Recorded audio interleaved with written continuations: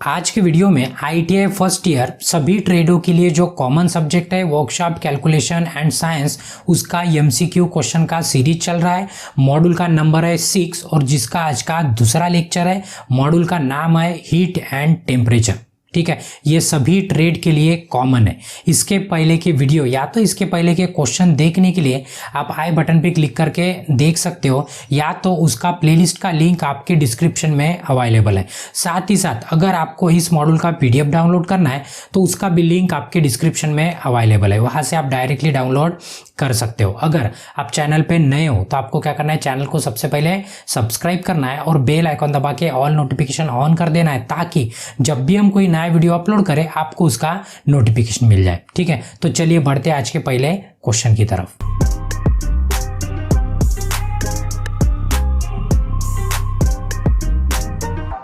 तो यार आज का पहला क्वेश्चन, हर बार की तरह इस बार भी इंस्ट्रक्शन दे देते हैं। आपको क्या करना है, जब भी हम नया क्वेश्चन लगाएंगे वीडियो पॉज करना है और सबसे पहले क्वेश्चन पढ़ लेना है। क्वेश्चन 2 लैंग्वेज में रहेगा, हिंदी और इंग्लिश में। हम इंग्लिश में पढ़ेंगे और हिंदी में आपको समझाएंगे। जो लैंग्वेज आपको अच्छी से समझ सकती है आप उस लैंग्वेज में पढ़ सकते हो, किसी को भी दिक्कत नहीं है। तो चलिए बढ़ते आज के पहले क्वेश्चन की तरफ। और उसके साथ अगर इसके पहले के क्वेश्चन देखना है तो आई बटन पे क्लिक करके देख सकते हो। ठीक है, तो देखिए पहला क्वेश्चन है, What is called if the length of the solid expand when heated। अभी देखो क्वेश्चन का कहना है कि उसको क्या कहेंगे जब एक आधा पर्टिकुलर, देखो थोड़ा सा डायग्राम में समझा देते हैं। देखो यहाँ पे डायग्राम लगा दिए। एक समझो एक आधा रॉड है, उसको क्या कर रहे हैं हम, हीट कर रहे हैं। क्या कर रहे हैं, हीट कर रहे हैं। तो हीट के कारण क्या हो रहा है, उसका इतना लेंथ बढ़ रहा है, इतना क्या हो रहा है, लेंथ बढ़ रहा है। तो उसे क्या कहेंगे, मतलब टेम्परेचर देने के बाद जो उसकी लेंथ में चेंज हो रही है उसे क्या कहेंगे। तो ऑप्शन में आप देखेंगे तो ध्यान में रखना है, क्वेश्चन है कि व्हाट इज कॉल्ड, मतलब उसको क्या कहेंगे कि length of the solid expand when heated. गर्म करने के बाद जो उसकी लेंथ में चेंज होता है उसे क्या कहेंगे, तो उसे कहेंगे हम लीनियर एक्सपांशन, मतलब रेखीय प्रसार कहते हैं उसको। क्या कहते हैं, रेखीय प्रसार, मतलब लीनियर एक्सपांशन।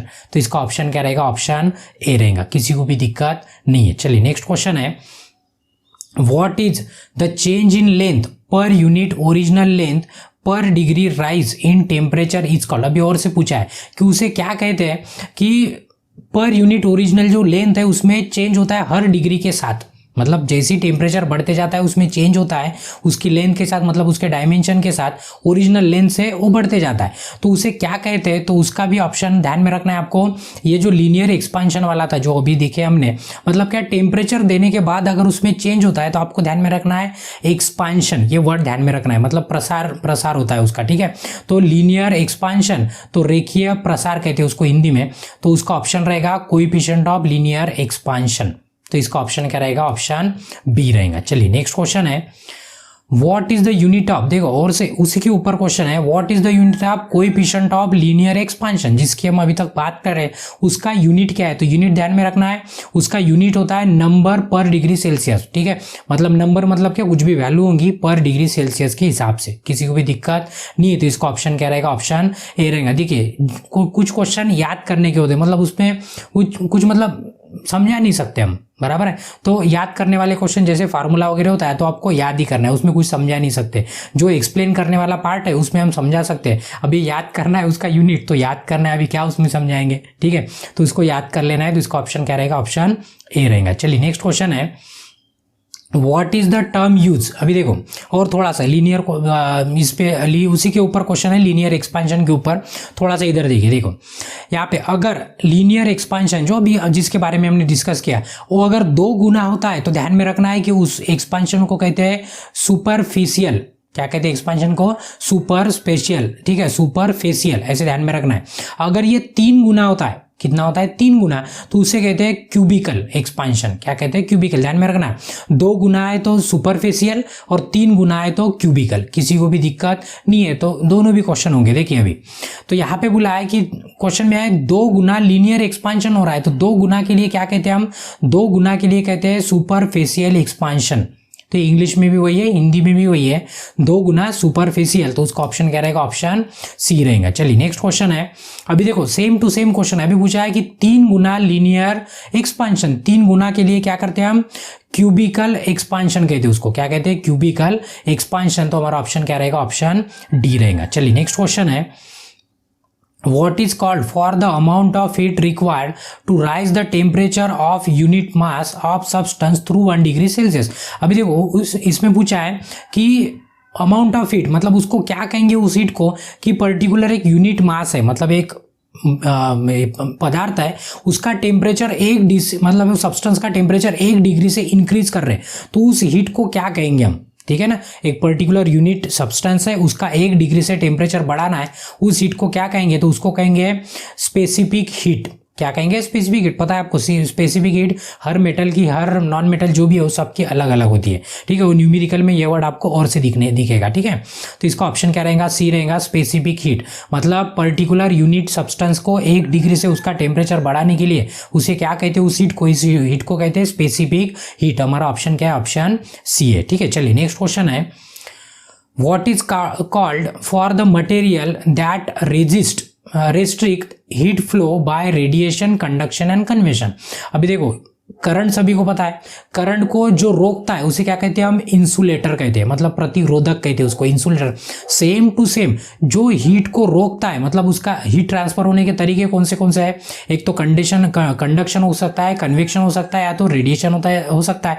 तो इसे रोकने के लिए किसका यूज करेंगे, उसको क्या कहेंगे, तो उसको कहते हैं इंसुलेटर। क्या कहते हैं, इंसुलेटर। आपको पता है इंसुलेटर में से ना ही करंट जाता है और ना ही आपकी हीट ट्रांसफर होती है, किसी को प्रॉब्लम नहीं है। तो ऑप्शन में देखेंगे तो हमारा ऑप्शन इंसुलेटर कहाँ पे, ऑप्शन बी पे, किसी को भी दिक्कत नहीं है। चलिए नेक्स्ट क्वेश्चन है, which one is heat insulator. अभी पूछा है इंसुलेटर मतलब, इसके पहले बताया रोधक मतलब कौन सा इसमें से।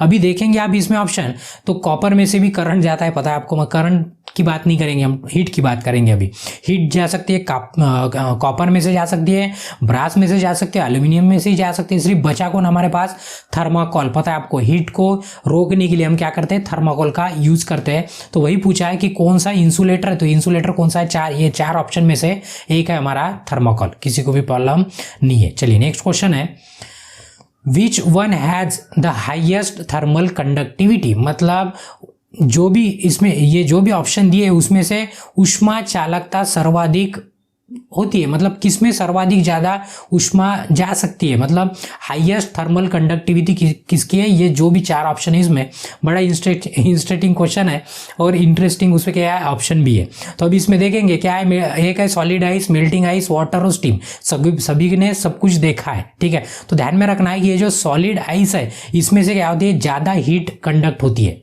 किसमें से, सॉलिड आइस, पता है ना, वो क्यूब वाला आइस जो हमारे घर के रेफ्रिजरेटर में हम फ्रीजर में बनाते हैं, उसमें से ज्यादा हीट ट्रांसफर होती है, किसी को प्रॉब्लम नहीं है, मतलब कंडक्ट होती है। तो हमारा ऑप्शन क्या रहेगा, ऑप्शन ए रहेगा। चलिए नेक्स्ट क्वेश्चन है, which one of the following is not a property of heating insulator. अभी देखो कौन सा हीटिंग इंसुलेटर का गुण नहीं है, ये चारों में से कौन सा हीटिंग इंसुलेटर का गुण नहीं है, ऐसा क्वेश्चन पूछा है। तो हमें इसका ऑप्शन एक एक करके, मतलब कौन सा गुण हीटिंग इंसुलेटर का नहीं है और या तो नहीं चाहिए, यह क्वेश्चन है। तो अभी देखेंगे कि लो कंडक्टिविटी, हाँ ये तो हमें चाहिए ना। अभी क्वेश्चन में पूछा है कि कौन सा गुण नहीं है, ऐसे पूछा है। तो ये तो गुण है कि लो कंडक्टिविटी, ऐसे चाहिए हमें, क्योंकि हीट ट्रांसफर नहीं होने को ना, मतलब ज़्यादा कंडक्ट नहीं करने को ना। उसके बाद है रेजिस्टेंस ऑफ हीट, मतलब हमारा इंसुलेटर आग नहीं पकड़ने को ना, मतलब उसको कहेंगे आग प्रतिरोधक, ऐसे भी होना मेरे को, तो ये भी उसका गुण है। उसके बाद लेस मॉइस्चर एब्सॉर्प्शन, मतलब कम से कम मॉइस्चर, मतलब नमी को कम से कम खींचना, ये भी हमारे इंसुलेटर का प्रॉपर्टी है, मतलब अच्छा वाला जो हमें चाहिए। तो नहीं चाहिए क्या नहीं, कौन सी नई प्रॉपर्टी है, डक्टिलिटी, मतलब तन्यता, जो मैकेनिकल प्रॉपर्टी में आती है, वो डक्टिलिटी हमारे इंसुलेटिंग मटेरियल का प्रॉपर्टी नहीं है, किसी को भी दिक्कत नहीं है। तो हमारा ऑप्शन क्या रहेगा, ऑप्शन डी रहेगा, इसकी कोई हमें जरूरत नहीं है इंसुलेटर में। चलिए नेक्स्ट क्वेश्चन है, which insulating material is most widely use in refrigerator. Refrigerator मतलब आपके घर में जो सब्जी वब्जी रखने के लिए हम यूज करते हैं, पानी, ठंडा पानी पीने के लिए, ठीक है, उसके अंदर जो इंसुलेटर यूज करते हैं। तो पूछा है कि पता है ना रेफ्रिजरेटर अंदर से ठंडी होती है, बाहर से आपको ठंडी लगती है क्या? नहीं, हाथ लगाएंगे तो आपको गर्म लगेंगी, बट बाहर से ठंडी नहीं होती। क्यों? तो बीच में इंसुलेटर लगा होता है। तो वही पूछा है कि रेफ्रिजरेटर में कौन सा, आपने कभी खोल के देखना नहीं है, बट अगर खोला हुआ देखा होगा तो पीले पीले कलर का एक मटेरियल रखा होता है, थर्माकोल नहीं होता है, लाइट वाला येलो कलर का होता है, आपने देखा होगा। तो उसे कहते हैं पॉलीरेथिलीन, ऐसे उसका नाम है, मतलब उसका प्रोनाउंसिएशन अलग अलग है। पॉलीरीथेन ऐसे उसका प्रोनाउंसिएशन है, इंग्लिश हिंदी आप दोनों भी पढ़ लेना है। तो इसका यूज होता है, मतलब हमारा ऑप्शन बी रहेगा। काय के लिए? जो रेफ्रिजरेटर में इंसुलेटर के तरह पे यूज करते हैं उसको। किसी को प्रॉब्लम नहीं है, तो हमारा ऑप्शन क्या है? ऑप्शन बी है। चलिए नेक्स्ट क्वेश्चन है, which one is poor heat insulator. अभी देखो हीट इंसुलेटर तो है बट पुअर है, मतलब ज्यादा हीट नहीं जाने देता, थोड़ी सी हीट जाती है, मतलब उसको पुअर इंसुलेटर कहेंगे, मतलब गरीब है वो, ठीक है, खराब वाला इंसुलेटर कहेंगे उसको।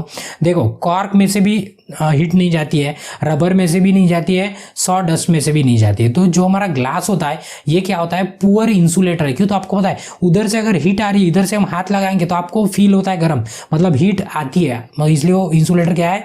पुअर वाला इंसुलेटर है। किसी को दिक्कत नहीं, इसका ऑप्शन क्या रहेगा? ऑप्शन ए रहेगा। चलिए नेक्स्ट क्वेश्चन है, What is known for the temperature at which the solid melt into liquid। अभी देखो उस टेम्परेचर को क्या कहते हैं? देखो हमने बोला ना एक मेल्टिंग पॉइंट, बॉइलिंग पॉइंट और फ्रीजिंग पॉइंट होता है। तो अभी पूछा है कि सॉलिड मतलब एक ठोस वस्तु है, वो ठोस वस्तु अभी लिक्विड में कन्वर्ट हो रही है, तो उस पॉइंट को क्या कहते हैं? जैसे हमारे पास आइस का क्यूब है, आइस का क्या क्यूब है, तो कुछ टेम्परेचर पे क्या होता है? वो पानी बनने लग जाता है, मतलब मेल्ट होता है। जैसे आइसक्रीम, पता है ना जब दुकानदार हमें देता है आइसक्रीम तो सॉलिड स्टेट में होती है आपकी आइसक्रीम, बट ऐसे ही पकड़ के रखो कुछ देर के बाद वो मेल्ट होने लगती है। तो कौन से टेम्परेचर पे वो स्टार्ट होती है मेल्ट होना?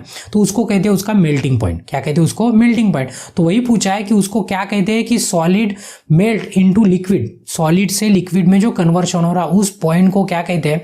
उसको कहते हैं मेल्टिंग पॉइंट कहते हैं, हिंदी में कहते हैं गलनांक, मतलब गलना स्टार्ट होता है वहां से। किसी को भी प्रॉब्लम नहीं है, इंग्लिश हिंदी दोनों भी पढ़ लेना, इसका ऑप्शन था बी। उसके बाद what is the melting point? Melting point मतलब गलनांक। अभी देखो जो पीडीएफ है ना उसमें थोड़ा सा देखो ये पीले कलर का आपने हाईलाइट करके रखा है, आपके पीडीएफ में यहाँ पे हिंदी में थोड़ा गलत लिखा है, तो आपको क्या कर देना है, जहाँ जहाँ पे अभी येलो दिखेगा इसके बाद आपको वहाँ पे करेक्शन कर लेना है, ठीक है। मतलब पीडीएफ में जहाँ निम्मी से आई वहीं पे गलत है, तो किसी को डरने की जरूरत नहीं, हमने करेक्ट कर दिया है, आपको पीडीएफ में करेक्ट कर लेना है।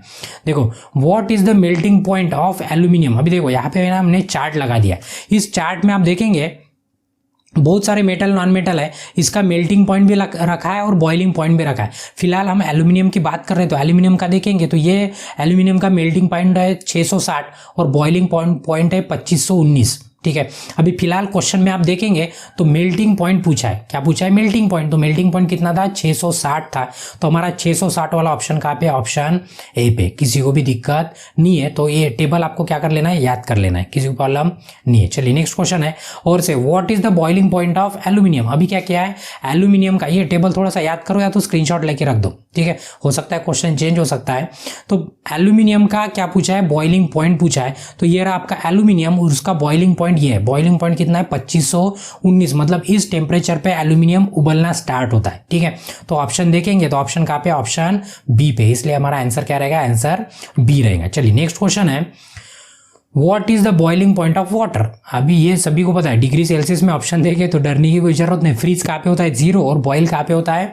100 पे। किसी को प्रॉब्लम नहीं है, देखो यहाँ पे लगा भी दिया हमने, फ्रीजिंग पॉइंट होता है 0 डिग्री और बॉइलिंग पॉइंट कितना होता है? 100 डिग्री सेल्सियस। तो हमारा 100 डिग्री कहाँ पे? सी पे ऑप्शन है, तो हमारा ऑप्शन क्या रहेगा? ऑप्शन सी रहेगा, ठीक है। चलिए नेक्स्ट क्वेश्चन है, what is the melting point of mercury. और से मर्क्यूरी का पूछ दिए तो आपको क्या करना है? टेबल का स्क्रीनशॉट लेके रखना है, या तो याद कर लेना है। तो मर्क्यूरी देखेंगे, मर्क्यूरी यहाँ पे इसका मेल्टिंग पॉइंट ये है और बॉइलिंग पॉइंट आपका ये है, किसी को प्रॉब्लम नहीं है। तो अभी फिलहाल क्वेश्चन में पूछा है मेल्टिंग पॉइंट, तो ध्यान में रखना कि इसका मेल्टिंग पॉइंट है -38 डिग्री पे ये मेल्ट होना स्टार्ट होता है, और ये बॉइल कहाँ पे होता है? 357 डिग्री पे, मतलब 357 डिग्री पे ये बॉइल होना स्टार्ट होता है। तो ध्यान में रखना फिलहाल के लिए क्वेश्चन के लिए मेल्टिंग पॉइंट है माइनस, मतलब ऋण में काम करता है -38 डिग्री पे, किसी को प्रॉब्लम नहीं है। तो ऑप्शन में देखेंगे आप तो मर्क्यूरी का मेल्टिंग पॉइंट पूछा है, तो डी पे हमारा क्या है -38.72 डिग्री, किसी को भी प्रॉब्लम नहीं है। चलिए नेक्स्ट क्वेश्चन है, what is the boiling point of mercury, और से पूछ लिया कि उसी मर्क्यूरी का पूछा है एल्यूमिनियम की तरह बॉइलिंग पॉइंट। तो देखेंगे इसका बॉइलिंग पॉइंट कितना है 357, कितना है 357, 357। तो देखेंगे 357 कहाँ पे, ए पे, हमारा ऑप्शन क्या रहेगा, ए रहेगा। ये सब जो क्वेश्चन है ना ये याद करने वाले क्वेश्चन है, इसमें मतलब कुछ बता नहीं सकते क्या अभी मेल्टिंग पॉइंट है उसका तो है, हम क्या करेंगे, और आप भी कुछ नहीं कर सकते, और हमें जिस गुरुजी ने पढ़ाया उनको वो भी कुछ नहीं कर सकते थे, उन्होंने हमको पढ़ाया, हम आपको बता रहे, किसी को भी दिक्कत नहीं है। चलिए नेक्स्ट क्वेश्चन है, नेक्स्ट है व्हाट इज द रेशो। अभी देखो रेशो मतलब अनुपात, अनुपात पूछा है कि इसका force per unit area, force या तो उसको थ्रस्ट कहेंगे, फोर्स पर यूनिट एरिया, ये किसको मतलब इसका अनुपात मतलब इसको क्या कहते हैं, तो ध्यान में रखना ये प्रेशर का अनुपात है, किसका अनुपात है, प्रेशर का, मतलब फोर्स पर यूनिट एरिया, किसी को भी दिक्कत नहीं है। तो इसका ऑप्शन क्या रहेगा, ऑप्शन सी रहेगा। चलिए नेक्स्ट क्वेश्चन है, What is the equivalent pascal value for 1 बार, एक बार के लिए कितना पास्कल होता है, ये प्रेशर का यूनिट है, किसी को प्रॉब्लम नहीं है। तो अभी यहाँ पे देखो हमने लगा दिया है, एक बार मतलब 10⁵ न्यूटन पर मीटर स्क्वायर, ये इतना होता है पास्कल, एक बार मतलब 10⁵, बट ऑप्शन में देखेंगे 105, 107, 103, 109। तो ध्यान में रखना ये जो लास्ट वाली वैल्यू है ये उसके पावर में, ये 105 ने 10⁵ है, मतलब 10 के ऊपर 5वां घात है, मतलब 5 है, 10 के ऊपर कितना है 5 है, मतलब उसको कहेंगे 10⁵, मतलब 10 के ऊपर 5 जीरो है, 1 के ऊपर 5 जीरो है, किसी भी प्रॉब्लम नहीं है। तो इसका ऑप्शन क्या रहेगा, ए रहेगा। क्यों, तो एक बार इक्वल टू कितना होता है 10⁵ पास्कल होता है, और पास्कल मतलब क्या होता है, प्रेशर का हमारा यूनिट है। तो हमारा ऑप्शन क्या रहेगा, ऑप्शन ए रहेगा। चलिए नेक्स्ट क्वेश्चन है, what is the SI unit of pressure. अभी बताया हमने प्रेशर का यूनिट क्या होता है, प्रेशर का यूनिट होता है पास्कल, जो बी पे, तो इसका ऑप्शन क्या रहेगा, ऑप्शन बी रहेगा। ठीक है, तो इस तरह से जो छठा मॉड्यूल है आज का दूसरे लेक्चर का, मतलब थ्योरी के पूरे क्वेश्चन यहाँ पे खत्म होते हैं,